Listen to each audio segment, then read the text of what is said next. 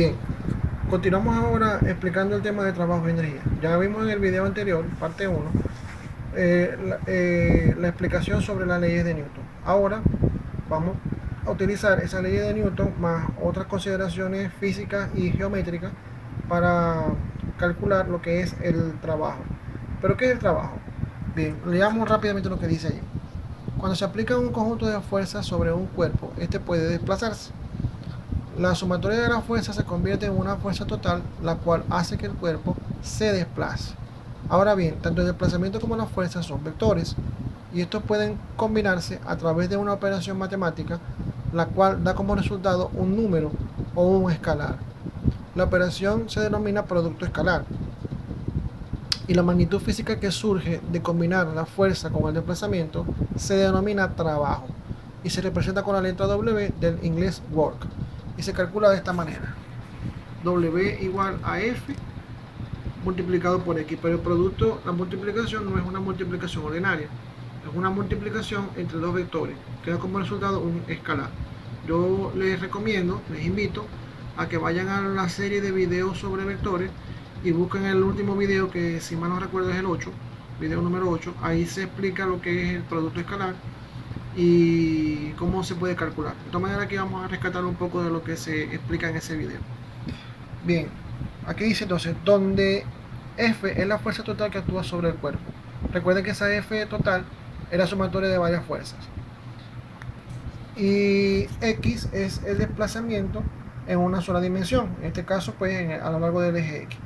Como puede notarse, las unidades de trabajo en el Sistema Internacional de Unidades son Newton multiplicado por metro, o N por M, la cual se denomina Joule, entre paréntesis J mayúscula, en honor a James Prescott Joule, que vivió entre los años 1818 y 1889. Fue un físico inglés conocido por sus investigaciones en electricidad, termodinámica y energía.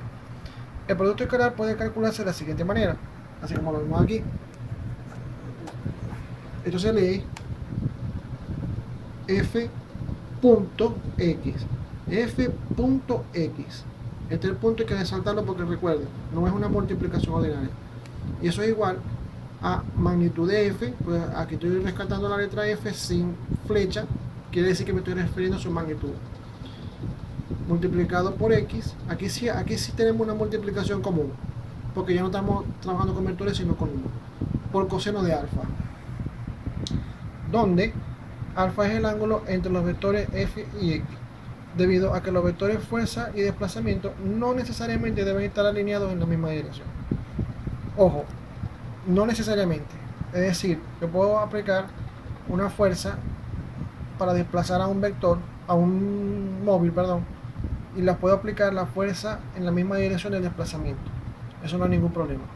Pero a veces es conveniente o más fácil desplazar un objeto aplicando una fuerza pero que no esté alineada, sino que esté en un cierto ángulo. Vamos a verlo por aquí. Para entender cómo el producto escalar, que convierte una operación entre vectores en un escalar o número, y cómo este encaja perfectamente con la definición de trabajo, digamos que en un cierto punto se ha aplicado varias fuerzas que producen una fuerza resultante, F, la cual produce un desplazamiento horizontal, pero la fuerza no es horizontal, sino que forma un ángulo alfa con respecto al horizontal. Aquí está. Estamos diciendo que esta fuerza es el resultado de sumar algebraicamente otra fuerza, como lo hicimos hace rato en el caso del plano inclinado. Pero esta fuerza resultante no está alineada con el desplazamiento. El desplazamiento es horizontal, mientras que la fuerza está aplicada en un cierto ángulo alfa. Si recordamos lo que sabemos de vectores, encontraremos que el vector fuerza puede descomponerse en una parte horizontal y otra vertical. En este caso veremos claramente que la componente horizontal de X del vector fuerza es F por coseno de alfa. Y si esta componente la multiplicamos por la magnitud del desplazamiento, nos queda F coseno de alfa, que es la parte de la fuerza sobre el eje X, multiplicada por X. Otra acomodando sería F por X por coseno de alfa, es decir, la forma de calcular el producto escalar. Esto significa que, aun cuando la fuerza se esté aplicando en ángulo con respecto a la horizontal, el cuerpo se mueve horizontalmente. Y esto sucede porque es la componente horizontal de la fuerza quien produce el movimiento de forma horizontal. Y más aún, la interpretación geométrica del producto escalar es la proyección del tamaño de un vector sobre el tamaño del otro. Bien, básicamente lo que estamos diciendo es que al yo descomponer esta fuerza, recuerden que la voy a descomponer en una parte horizontal y otra vertical, ¿de acuerdo? Pero la parte horizontal está ubicada o yace sobre el tamaño del vector de desplazamiento. Por lo tanto, la combinación de estos dos da de por sí el trabajo. Y el objeto termina moviéndose en la dirección de X. Quien hace el trabajo no es esta fuerza, sino la parte de la fuerza que está sobre el eje X, o sea, F por coseno de alfa. Muy bien. Vemos aquí. Ahora analicemos el producto escalar para algunos ángulos importantes y que aparecen mucho en el estudio del movimiento. Primer caso, alfa igual a 0. Significa que ambos vectores son paralelos, tienen la misma dirección y el mismo sentido. Es decir, como habíamos dicho al principio, ¿no? Que yo puedo aplicar una fuerza sobre un objeto para desplazarlo, ya sea horizontalmente o verticalmente. Y la fuerza y el desplazamiento van orientados en la misma dirección, en el mismo sentido. Entonces, eso significa que está un vector sobre el otro, no hay ángulo entre ellos, alfa vale 0. Entonces decimos que la fuerza y el desplazamiento son paralelos. Aplicamos la fórmula del trabajo, sería magnitud de F por magnitud de X por coseno de 0. Eso nos da F por X por 1, o sea que simplemente nos da F por X. Bien, en este caso el trabajo sería positivo o a favor del movimiento. Segundo caso, alfa igual a 180 grados. Significa que los vectores son antiparalelos. Tienen la misma dirección pero sentidos opuestos. Por decirle algo, por ponerles un ejemplo, el trabajo que realizaría la fuerza de roce. La fuerza de roce, recuerden que siempre es opuesta al movimiento. Si yo aplico una fuerza en ángulo, como la que vimos hace rato en la lámina anterior, si yo aplico una fuerza en ángulo y esa fuerza en ángulo produce un movimiento horizontal, la fuerza de roce se va a poner a la fuerza horizontal, a la componente horizontal de la fuerza, no a la F que está inclinada, ¿de acuerdo? Si yo aplico aquí una fuerza de roce en esta dirección, horizontal pero hacia la izquierda, esa fuerza de roce se va a poner es a F por coseno de alfa, no a esta F, ¿de acuerdo? Tenemos que tener claro eso. Entonces, en ese caso, como el desplazamiento y la fuerza se han aplicado en direcciones, o mejor dicho, en sentido opuesto, el ángulo entre ellos es un ángulo llano, es decir, 180 grados. Significa que los vectores son antiparalelos, tienen la misma dirección, pero sentido opuesto. Aplicamos la fórmula de trabajo, donde el coseno de 180 es igual a menos 1, y nos queda que el trabajo va a ser simplemente igual a menos F por X. Este es el caso que aplicamos cuando se lo vamos a aplicar, valga la redundancia, a la fuerza de roce, al trabajo hecho por la fuerza de roce. Tercer caso, alfa igual a 90 grados.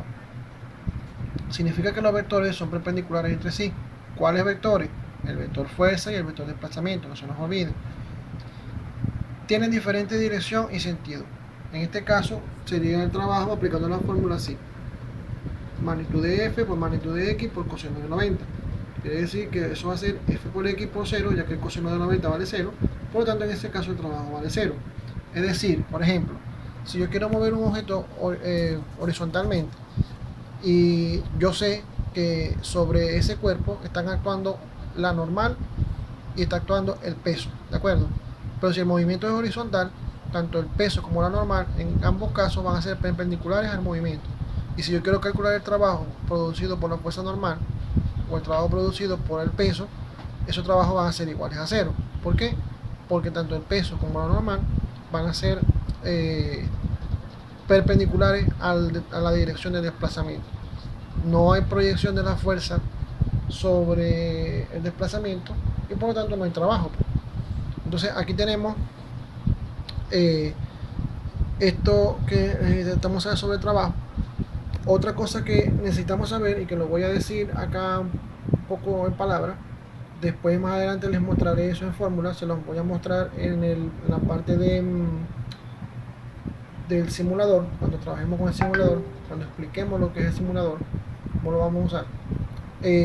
Nosotros vamos a tener dos tipos de energía cuando el objeto se mueve. o mejor dicho, una cuando el objeto está quieto y la otra cuando el objeto está moviéndose. Si el objeto está quieto, tiene un tipo de energía que se llama energía potencial.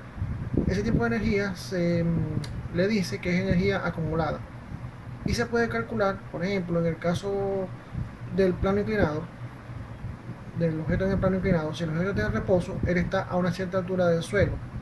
Entonces, si está quieto, tiene una energía acumulada allí, que la podemos calcular al saber la altura del objeto con respecto al nivel de suelo o al nivel horizontal, y sabemos su masa, porque aplicaremos de nuevo el concepto de trabajo, donde la fuerza que está actuando ahí sería el peso y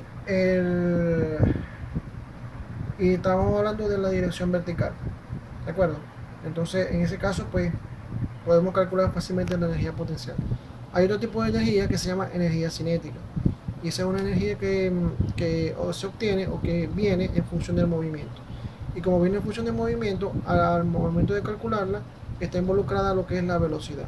Y nosotros sabemos que la velocidad implica que un objeto se está moviendo. Si hay velocidad, pues, implica que un objeto se está moviendo. Pero como les digo, sus fórmulas las veremos más adelante. Las voy a mostrar cuando veamos eh, el, el simulador, porque en el simulador esa fórmula la vamos a utilizar, así como lo que vimos en el caso de plano inclinado.